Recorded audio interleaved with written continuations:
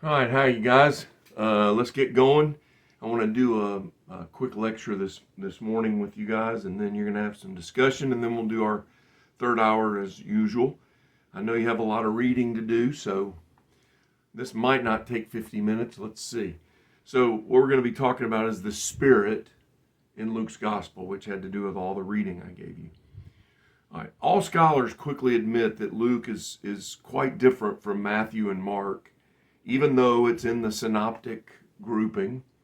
And I want to make some observations in this presentation, but I'm hoping, I'll make some observations, but I'm hoping that in the group discussion in hour two, that you guys come up with some good ideas. We're actually, all of us, questioning and asking questions and trying to come up with answers. Right away, we see a significant difference in Luke's use of the Holy Spirit. I mean, if you look at the numbers, the Holy Spirit is mentioned 5 times in Matthew, 4 times in Mark, 13 times in Luke. Okay, 6 times in the first 2 chapters when he's talking about the birth of John the Baptist and of Jesus. But it seems quite important to Luke that he clearly showed Jesus and even John as being kind of brought by God from heaven. They were both born under the cloud of the Holy Spirit. So Luke is following Matthew in this usage. Luke is following Matthew. Oh yeah, but Luke gives in the birthing the narrative of the birth situation. Luke follows Matthew, but Luke gives 3 times more mentions to the Holy Spirit compared to Matthew. Then 2 times Luke gives reference to the Holy Spirit in the baptism of Jesus by John the Baptist. Next, Luke mentions the Holy Spirit twice when Jesus is tempted by Satan. Luke 4:1. Jesus, full of the Holy Spirit, left the Jordan and was led by the Spirit into the wilderness. Luke mentions Jesus being full of the Spirit 2 times in that text. Then in the text on prayer, it's a famous text that talks about if a son asks his father for a piece of bread, will he give him a rock? Well, that's in Matthew's text. I'm almost positive it's Matthew's text. But Luke ends his saying, the same saying, he ends it by saying, how much more will your Father in heaven give the Holy Spirit to those who ask him? There we have it. It's Luke's emphasis on the Holy Spirit. Matthew doesn't have the Holy Spirit in that saying. So Luke obviously added that to his. I think most scholars would argue that the gospel writers bring many of the Holy Spirit references into the Gospels, even when Mark and Matthew do it, and they do it anachronistically, that meaning that it's not in chronological order. It's more likely that the Holy Spirit is not thought of or mentioned during the time of the birth of Jesus. They don't call the Holy Spirit yet. I mean, I think it's only when Jesus, this is my opinion, only when Jesus says, when I go, I'm going to send the Comforter, the Holy Spirit, to you. That's the beginning to me. Now, there's a text where it says he breathes on them and they receive the Holy Spirit. And there's another one when he says that they will receive the Holy Spirit. But those are later in his ministry. I think what happens is after the day of Pentecost and the Holy Spirit becomes the common dynamic in the church, that when the gospel writers are writing about Jesus, they read back into his life and mention the Holy Spirit. I believe, and that's why I say it's anachronistic, because I don't think that, I don't think the Jews and I don't think Jesus went around talking about the Holy Spirit. They didn't have a concept of the Trinity like we do. And so I think the gospel writers were putting that into the story from what they had experienced in the Holy Spirit later on, what we would call the book of Acts and beyond. So anyway, Luke gives reference to the Spirit. I have numbers in my notes for you. Just if you search just Spirit, not Holy Spirit, you get 19 in Matthew, 25 in Mark, 34 in Luke. Again, the numbers tell you that this is a more important thing for Luke in his gospel. Again, the birth narratives have a lot of spirit. 14 times in Luke, in the first 3 chapters, he mentions Holy Spirit or Spirit, kind of making allusions to the person, Spirit, or the Holy Spirit. But you can see 14 times out of 34 in 3 chapters. That's a lot. Again, Luke is pressing home the point. I think he wants Gentiles to read this gospel presentation and recognize that Jesus was something very special from heaven, that the God of the universe puts his seal of approval on. Now, it's almost like he's greater than the Greco-Roman gods. That's what it feels like to me. Look, I haven't been reading commentaries. I'm asking you to do the same thing. We are practicing the whole art of exegesis. We're asking questions. I'll get to that. So he's similar to the Greek gods, except for the fact that he's raised from the dead and he's ascended back to heaven. So that kind of qualifies him a little bit more.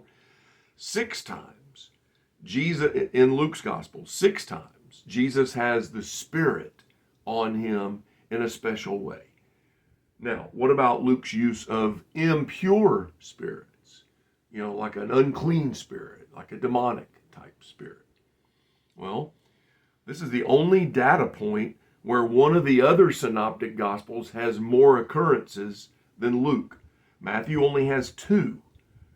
Luke has 7 and Mark has 13. Mark is known that, part of Mark's thing is he's not including sayings of Jesus as much as he's including the works of Jesus. And he's wanting to make it very clear that Jesus is a miracle worker and that he has authority over the kingdom of darkness, demons type thing. But that's interesting that Mark outnumbers Luke. When I was looking at the numbers, I figured Luke would have more occurrences of the demonic. Well, then I did a search for demon. Look at the numbers. Matthew 18 times, Mark 17 times, Luke 25 times. So Luke outpaces the other 2 when it comes to demon. And of course, demon is usually connected with the impure spirit texts. So Luke mentions demon more.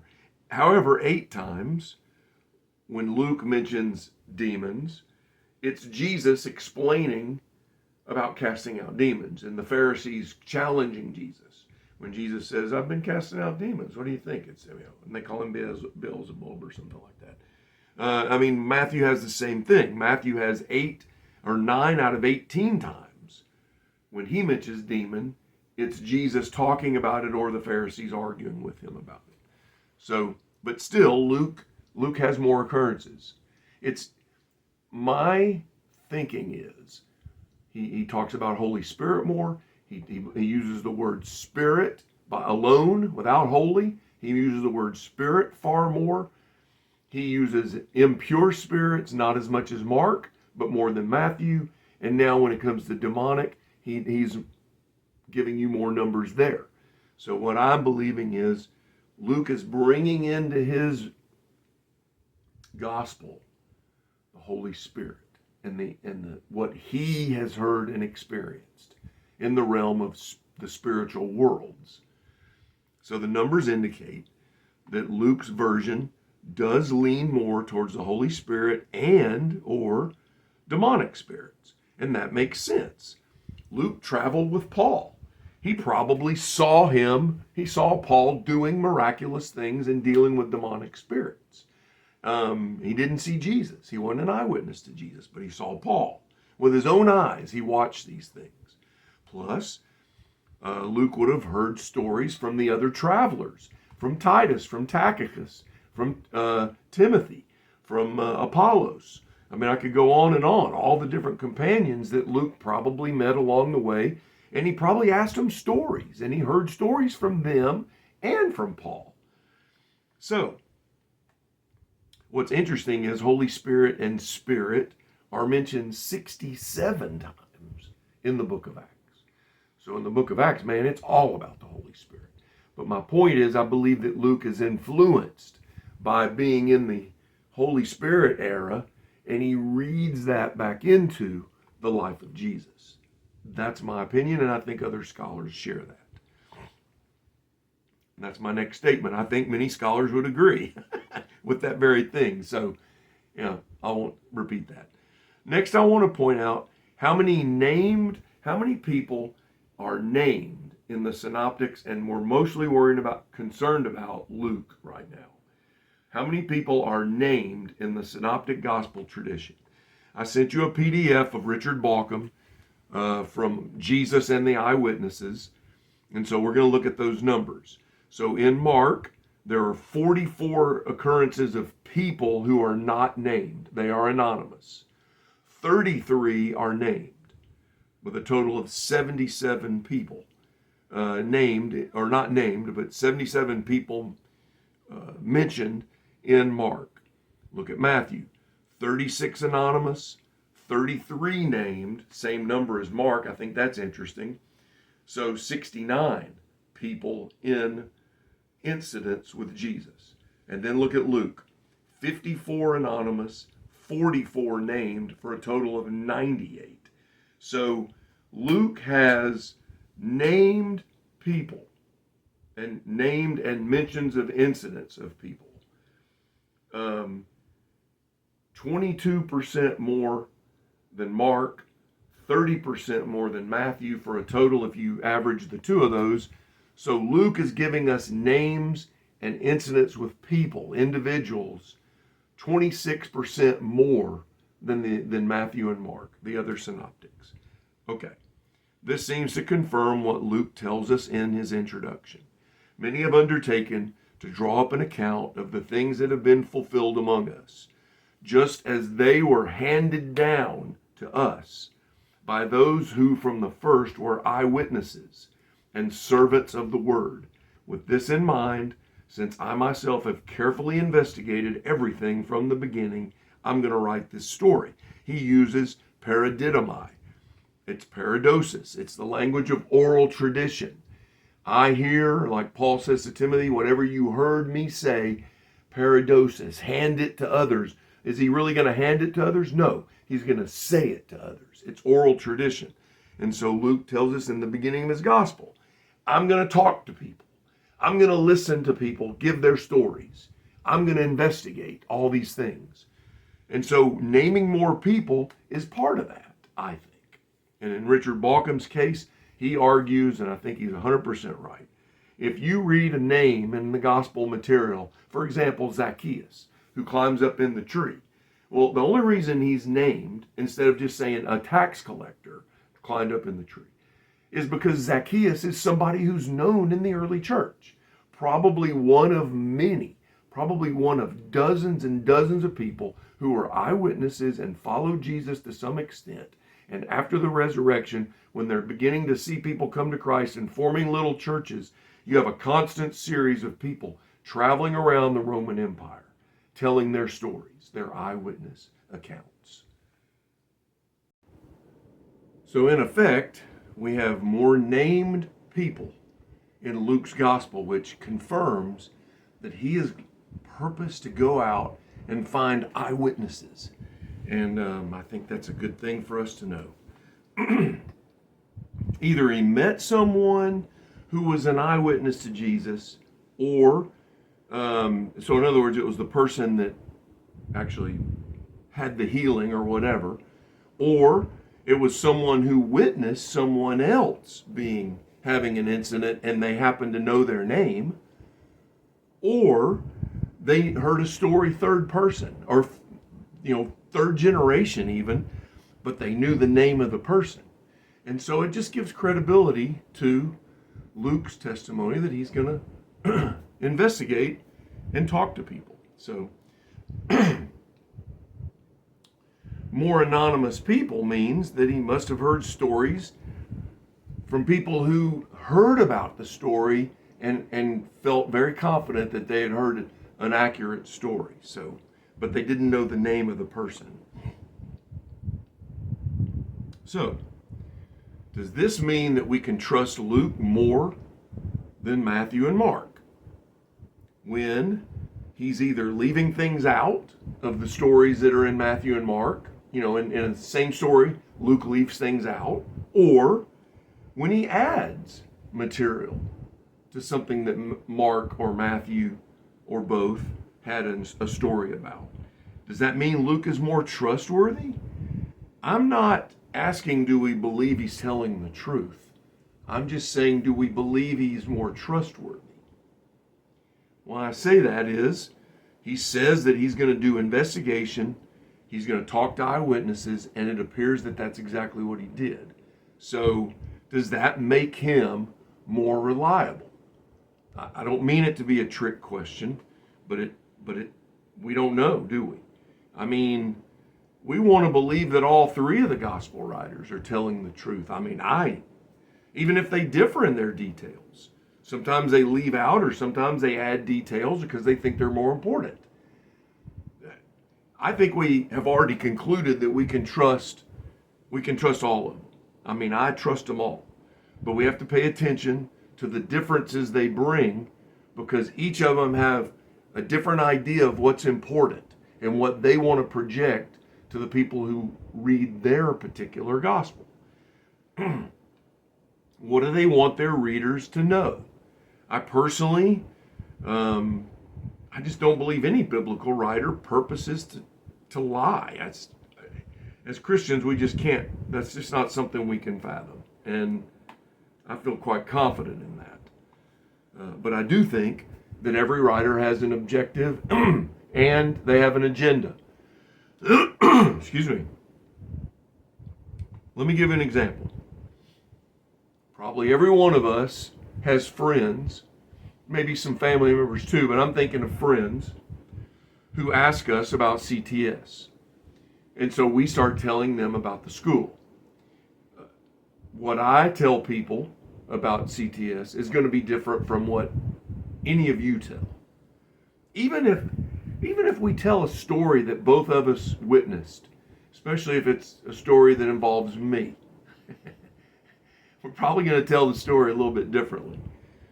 When I'm talking to my friends, I typically do not tell them all the things that bug me about the school, because there are several things that bother me about CTS. But I don't tell my friends that most of the time. I'm just not gonna. I don't want to put a bad taste in their mouth. I mean, I don't want to sound like I'm complaining. To my very, very closest friends, I might tell them some of the things that bug me. But more than that, I want it to be a positive representation of the school I'm at. I wouldn't be there if I didn't think highly of the school. You probably tell your friends some stories that I don't even know. And if I did know them, you would tell them from a different perspective, because you're students and I'm not. I might tell details about things that happened that you don't tell, because it's not as important to you as it was to me. Or maybe I think the person I'm telling it to would really appreciate it more than the person over here that I'm not going to give that detail to. All right. That's pretty much the end of the concentration on Luke and the Spirit. Now, I'm hoping that you guys did some reading and writing. You know, when I say writing, I don't mean an essay. I mean making notes, and prepared to have some good discussion in the second hour that I can listen to. You know, I don't remember who's going to do it. I guess Benjamin, if you don't mind, record the discussion in the second hour and email it to me. And I'm going to get up at 3:30 in the morning, like I did this past night for my church history class. I'll get up at 3:30, get myself some coffee right away, splash my face with water, do my hair, because I probably won't do my hair because we're not going to do video, and then we'll get on a WhatsApp call. One of you, I don't care who, but somebody be in charge of calling me, because I don't have everybody's WhatsApp number. And then I want you to all sit in a circle where we can hear you. This morning, the guys weren't close enough to the phone, and I couldn't hear them that well. And for the future, we want everything being recorded because we're going to end up having people taking classes online, and I want them to have everything we do. So for the rest of my time today, I want to talk to you about the passage that you're going to present. Let me grab a swig of water.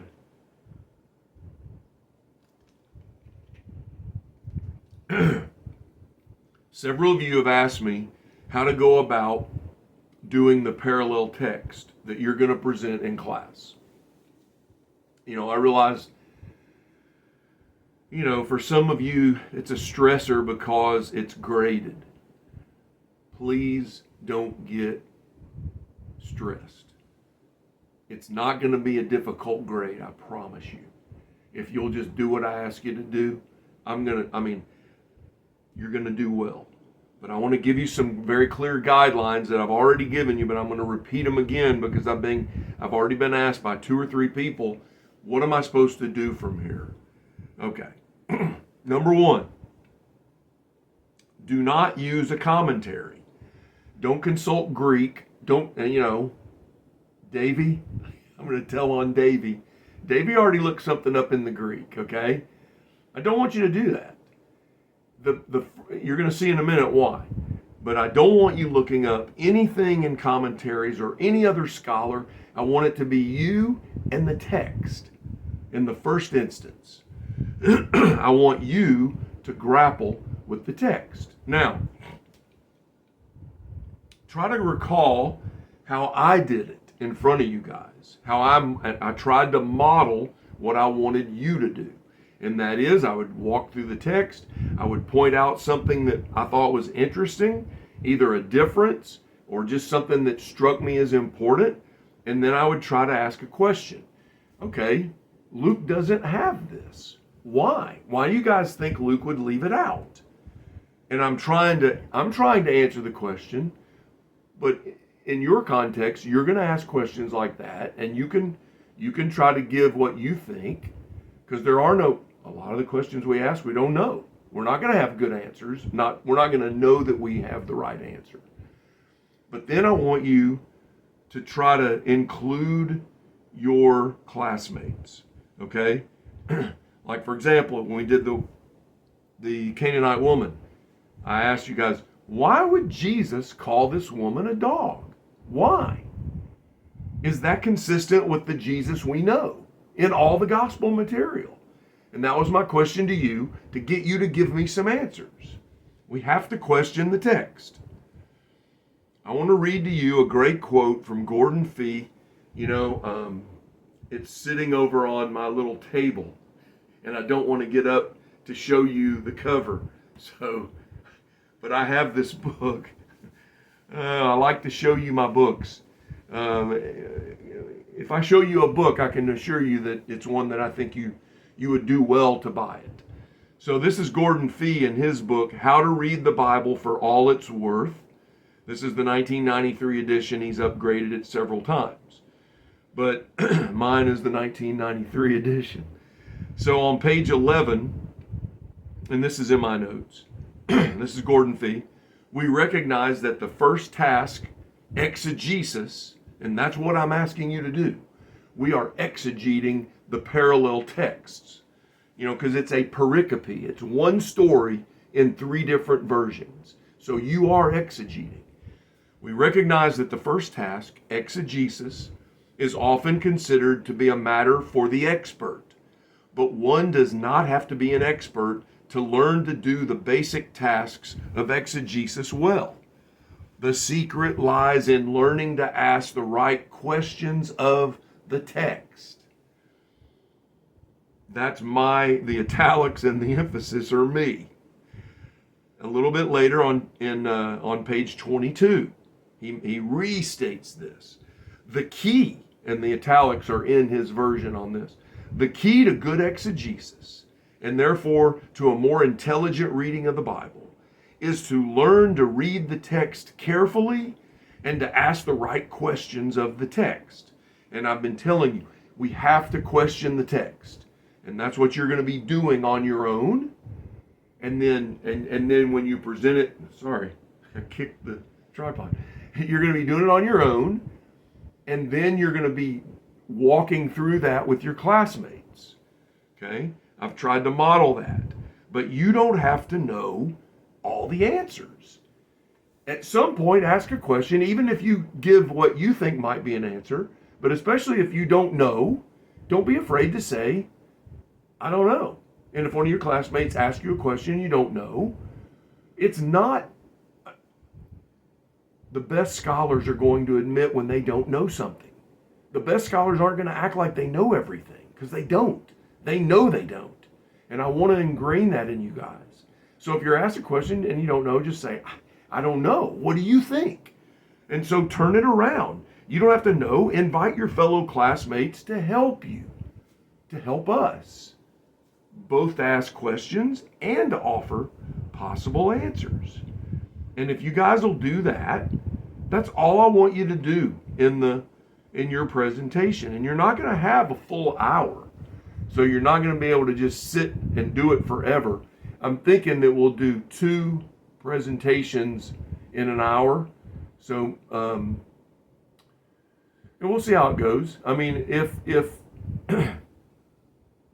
one of you needs a little bit longer than 20 minutes, I don't think we should be too legalistic about it. I want it to be a helpful time. I think it's going to be great because you guys are smart. You guys have good heads on your shoulders. You know how to love God with all your mind. I love to hear the discussions that you guys have. And my class yesterday was awesome. So that's all I want you to do. Question the text together.